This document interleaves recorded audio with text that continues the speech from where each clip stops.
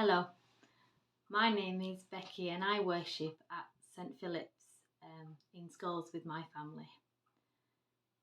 I am a primary school teacher and a mum, and at the moment my life seems to be full of nativity plays.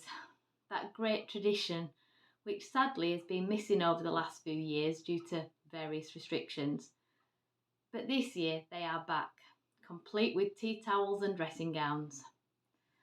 It's amazing how many different retellings of the nativity story there can actually be.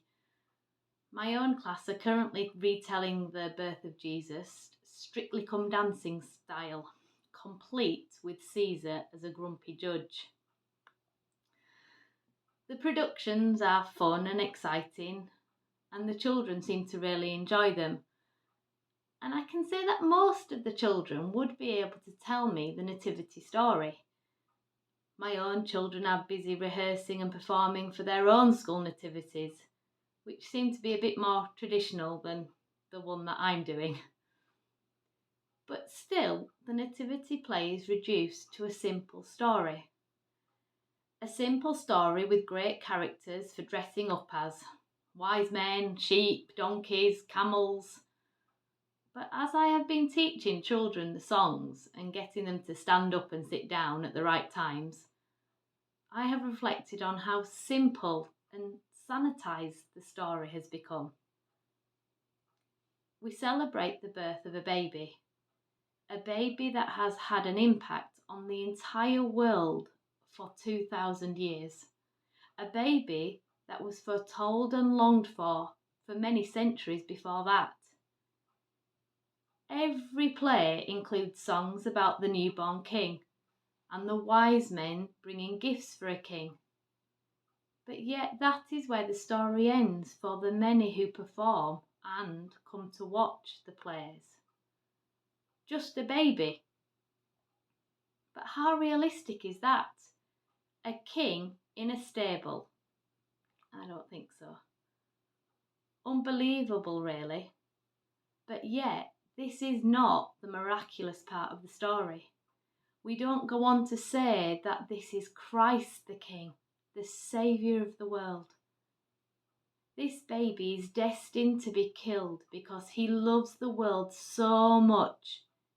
He loves us so much. And then miraculously rises in glory.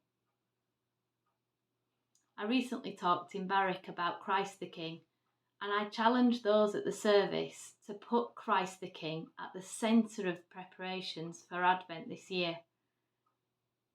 Yes, we are preparing for his birth, but we are also preparing to welcome the King who will live and teach, die and conquer death. The Bible does tell us about the impact that this tiny baby would have in the nativity passages. We read about the fear that struck Herod. We see a future mapped out in the gifts brought from lands afar.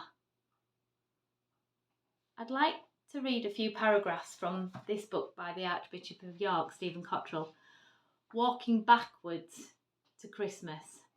And it's a chapter entitled Casper, written from the point of view of one of the wise men. Why was Herod so frightened of this child? Why had he been so keen for us to return and to tell him where the child was? What threat to him was this? And what were those ancient prophecies that his counsellors had so solemnly quoted? What did this child's birth mean? We introduced ourselves, we went closer, we were tongue-tied and nervous. We didn't know whether to say everything or nothing. So we were silent for a while, just looking. But we had brought gifts for a king. They seemed somewhat out of place in this cramped squalor of these surroundings. But at the same time, we realised they were perfect. We were part of a drama so much bigger than ourselves, something we would probably never understand properly. We simply had to carry on faithfully, playing our part. We looked at each other and without speaking rummaged into our bags to retrieve the gifts. Gold, for gold belongs to a king. Sweet smelling incense from Mesopotamia, for a king is also a priest and one who intercedes with gods as well as men. And ointment of myrrh, for death and birth belong together, framing the life of every man. We laid the gifts before the still unstirring child. We smiled inanely and shrugged our shoulders, for even the expensive beauty of the precious things we had brought paled against the greater light of newborn life. After all, is there anything more beautiful in all the world? We saw it clearly that night, though we didn't know then how exceptional this beauty was to be.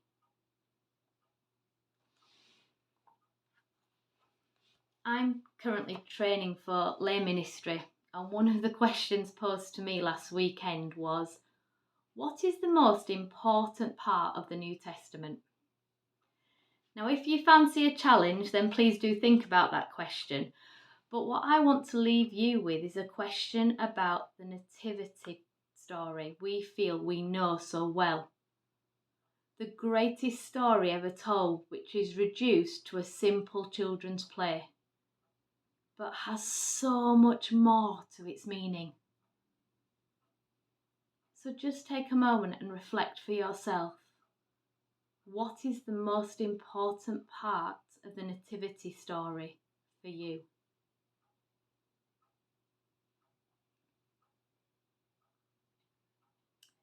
Aren't primary school nativity plays embarrassing? Tea-towelled and dressing gown children shuffle onto the stage, trying to see their parents, guided and prompted by motherly teachers and assistants. Wobbly singing and wooden recitations. St. Luke doesn't actually mention a stable or an innkeeper. St. Matthew doesn't tell us how many wise men came. They probably weren't kings, and they came months after the birth. And I've never seen a nativity play that included a child-murdering paranoid psychopath. They're all cute fairy stories. But I've just seen one that was different. Moving, sincere, touching, full of spiritual meaning. My son was a sheep.